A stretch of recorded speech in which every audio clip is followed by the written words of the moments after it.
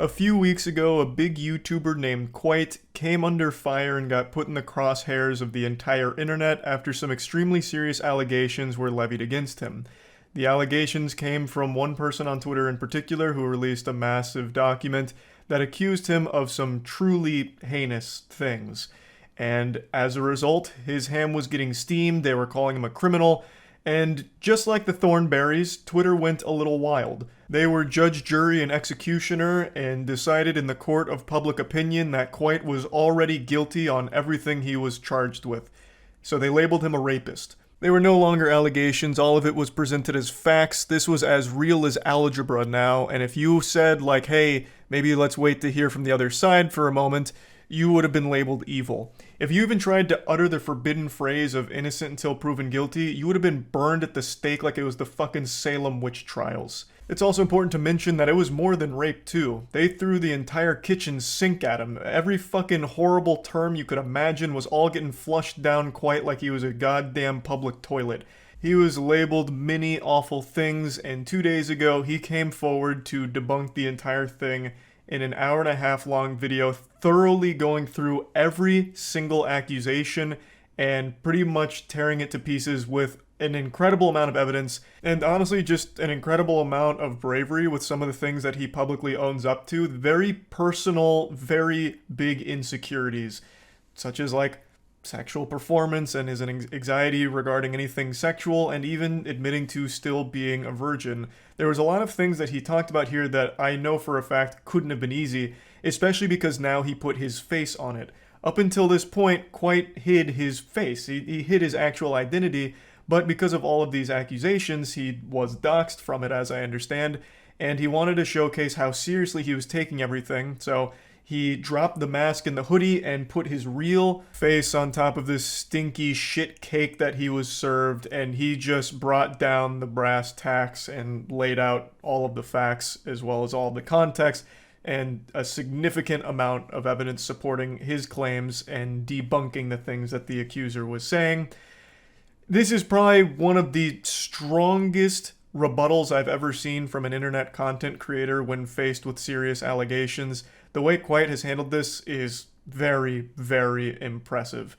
And the response to it has been overwhelmingly positive in favor of Kwite. Now, most people are starting to rally behind Kwite and seeing a lot of the things presented by the accuser were either outright lies or manipulated half-truths or completely misleading series of accounts of situations. It's all just not looking great. And in response, they've also posted I guess what was supposed to be a receipt proving that they've seen a therapist for PTSD, I guess, but that's all really pretty shady and sketchy and also not super important to what's being discussed here. So overall, just isn't looking good for the initial accusations. And I just want to kind of talk about this whole situation, not so much the particulars of it, because that's not my place to really talk about it. If you want to see the whole situation, I highly recommend going to Kwite's video to get a full grasp on all of it. What I want to talk about is the mob mentality that instantly formed against Kwite while being completely against hearing his side of it or listening to anyone that wanted to wait before fully forming their opinion. Because I caught a lot of shit for not talking about it for the course of 3 weeks, saying that I was trying to silence the story of a big rapist on YouTube and all kinds of horrible things, just awful shit. And I want to just talk about that because I'm not even surprised, because the general mentality on the internet is believe all victims no matter what, and don't ask questions. Because everyone wants to believe the best in people. If a victim is coming forward, it's because they're legitimately a victim and everything they're saying is the truth. Every argument they're making, everything they're presenting is a fact, and it's all a 100% account of what actually happened in these situations. And it's kind of a naive way of thinking. Like, it's just extremely trusting. Like my dad. Like a week ago, my dad sent me a text saying, "Hey bud, I was playing Forza," because I got my dad into Forza, he's become quite the gamer now. I was playing Forza and I got a message from someone saying that I was really good and he wanted me to like sign up for his team or something, but I can't get the website to work. And I panicked. I was like, holy fuck, Dad, this is absolutely a scam. Don't you dare go to that site or sign up for whatever he's trying to sell on you. It's not real. And I know that was probably a tough pill to swallow for him. It probably broke his heart because he responded with like, "Oh, okay, maybe you didn't think I was good." And I had to reassure him. I was like, "No, Dad, I'm sure that wasn't the case. You're probably clapping cheeks out there. He's just, he's not being truthful with you. You can't just immediately trust complete strangers all the time. Especially in a situation where there's multiple people involved in the situation. It's important to get all sides of it so you get a full scope, a full educated look at everything going on. There's nothing wrong with seeing someone come forward and being like, holy shit, this is terrible, I'm sorry to hear all of that, but I'd like to wait to see all the other sides involved here before I fully form an opinion on all of this.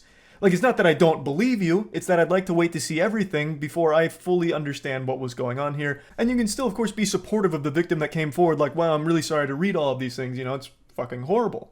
But you don't have to immediately start getting the pitchforks and the fucking shield out ready to go fight the person that's accused without ever even hearing their side first, right?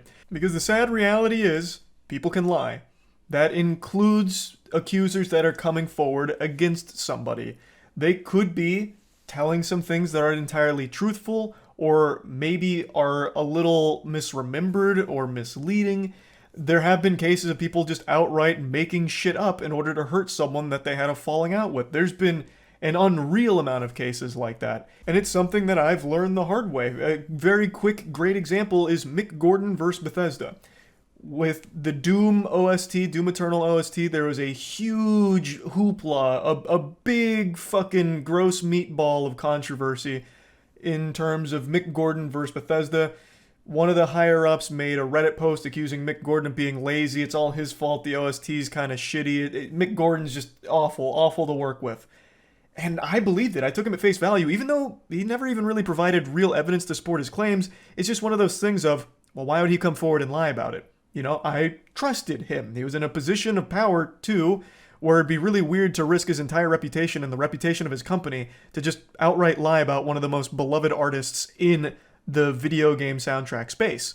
So it just didn't make sense to me, so I took it at face value. Like, damn, Mick Gordon must just be a lazy asshole. And you already know how that fairy tale ends. 2 years later, Mick Gordon drops one of the fattest fuck yous of all time with an unreal amount of evidence and receipts to debunk everything that was claimed by Bethesda and highlight just how awful all of it was and who was really responsible for the shittiness of the OST. Still one of the finest pieces of reverse, like, Uno card ever. And it came 2 years later after I and many others had already fully made their judgment on Mick Gordon's character based off of one accuser. And unfortunately, history repeated itself here, and everyone accepted all of these allegations as fact based on one accuser's account of all of it. And these are life-ruining accusations, fucking rape and a ton of other horrible things. Like, those aren't goofy little silly accusations. That's not something you toss out willy-nilly like a fucking baseball. That can ruin your life. That will sink you. And people just ran with it. Didn't ask questions. Didn't care to hear Kwite's side of anything. Everything Kwite did, they criticized. Like, I think he took down his Discord server and they took that as a deeper admission of guilt.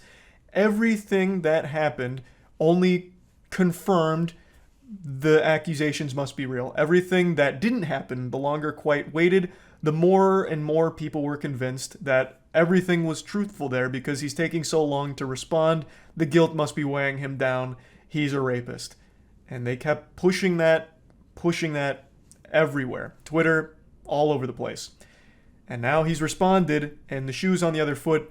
A lot of the people that were calling him a rapist have at least publicly eaten shit on it and apologized to him, which is nice. Not all of them. There's some holdouts there that just still outright refuse to even listen to him, which is always the worst fucking mentality ever, where, oh, I heard one side, I don't want to hear the other. Doesn't matter what you say, I will always think this way of you. Those fucking losers grind my ass so hard because it's clear you don't care about the truth. You just want somebody to hate, and this has given you a perfect excuse to hate someone. You have a new villain to attack because you didn't even want to hear the side that would offer more of an insight and help you get closer to the truth of the situation. It didn't fucking matter to you. You just want to stay mad forever and continue to live this miserable life of finding people to hate online and having this list of people that you feel justified to attack and say horrible things to and about.